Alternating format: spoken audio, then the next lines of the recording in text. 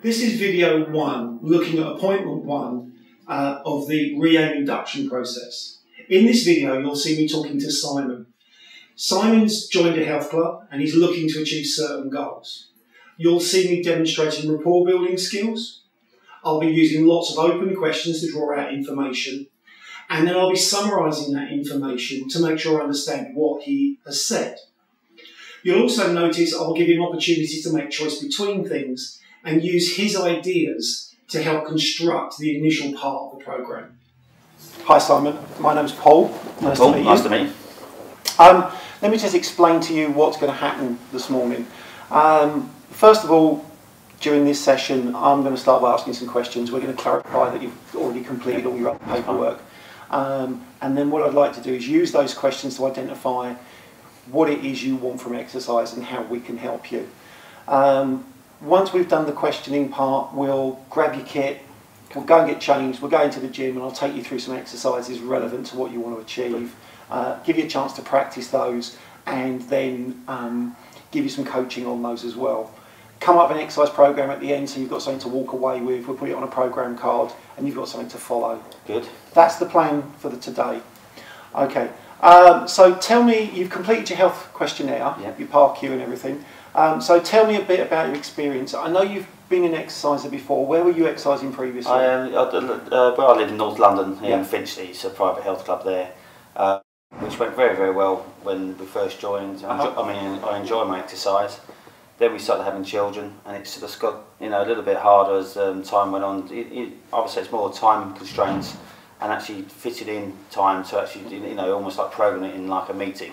To go and do it. That's what I'm struggling with at the moment. Okay. And how long were you there before you stopped using the probably what, 2 years before we, so it's pretty good, at the beginning, and it's it's sort of tapered off as a bit, as children have got a little bit older of it. So in the initial stages you were fairly a regular user, but over time that's diminished, and now you find yourself not using it as frequently, or you've stopped using it completely. You have, you could have months on end where it's the cards are sitting in the on the side of the cabinet. All right.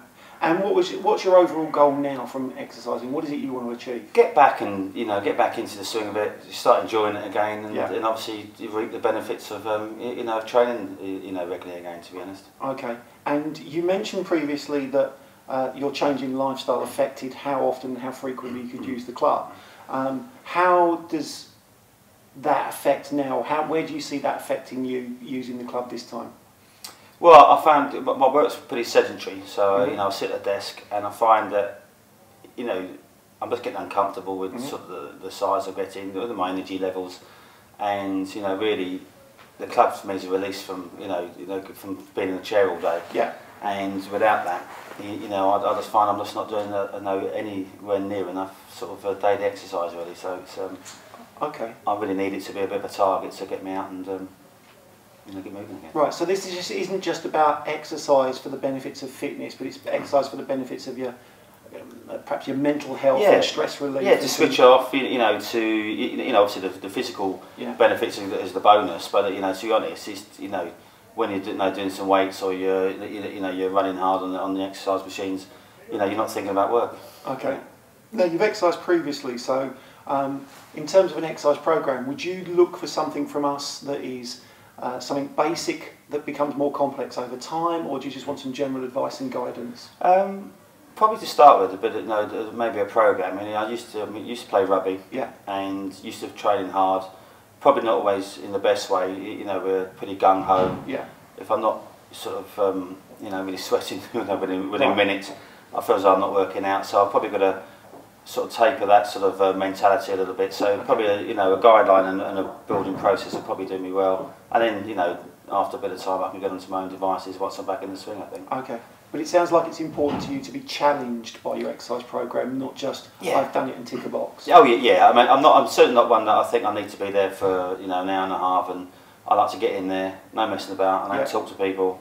I get stuck in and get out basically. Okay, that's fine. And in terms of additional support, would it be useful for you to have just this session and then we get your program and you get started, or would you prefer to have some additional support sessions over a number of weeks just to get you back into the swing of things? Yeah, I think that'd be helpful. You know, having someone checking what I'm doing. Yeah. At the beginning, you know, sort of from an ego point of view, make sure that I start hitting the targets. Okay.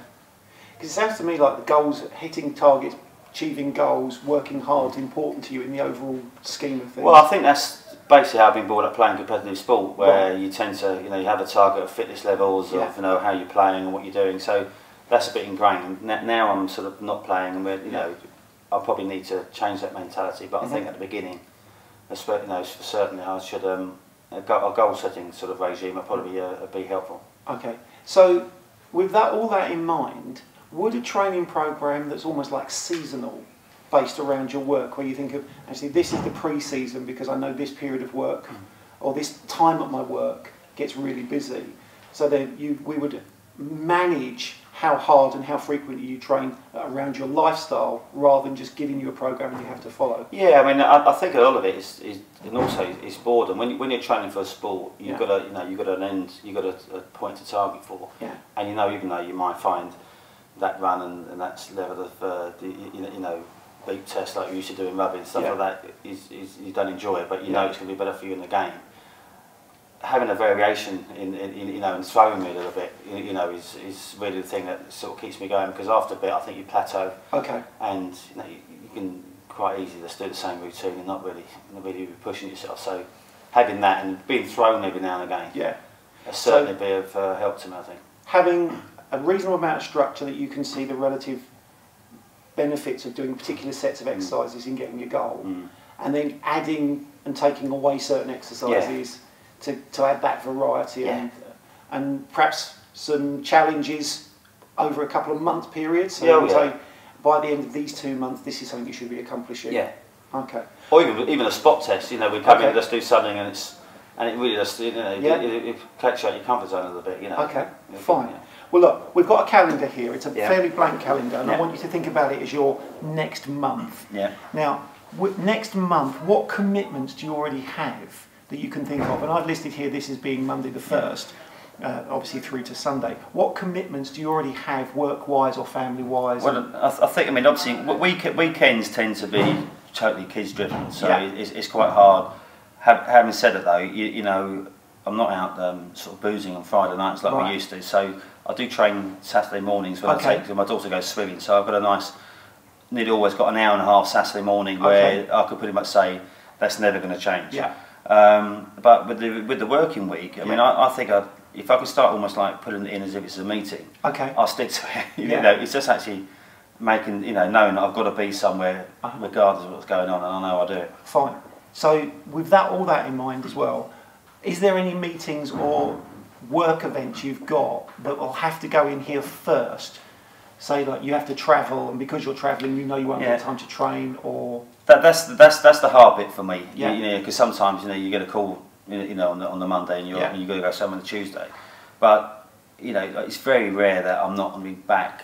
You know, back home Finchley Way. You know, 6 o'clock. You know, time. So, you know, 7 o'clock sort of train for me during the week.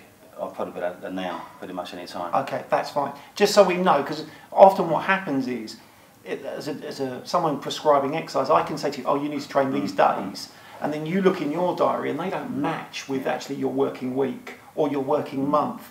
So I just wanted to get clear before we think about the scope and size of the exercise program, what that might be. Yeah, I think you can work around it. I mean, when we, you know, when I was playing competitive rugby, you know, Tuesdays and Thursday nights were sacrosanct. You know, you knew you had to be at the rugby club at 7 o'clock. Otherwise, you didn't get picked. So, you know, regardless of what happens, you're always at the rugby club at 7 o'clock on Tuesday and Thursday night. So, you know, I can be that regimental when required, really. Well, based on that, so if we started a program that was worked around Tuesday and Thursday nights, it'd be a good old habit to keep back in there. It's something that you're familiar with. It's something that you have already a link to in terms of saying, oh, sacrosanct, can't change it, must be there, and that you think that would pretty much fit in with what. Well, it'd always go back to an old regime. You know, you think if I train on a Tuesday, train on a Thursday, then go training Saturday morning, which almost mimics my playing day. That'd be I think that's something I can stick to. Okay, fine. And is there anything exercise-wise you want to avoid?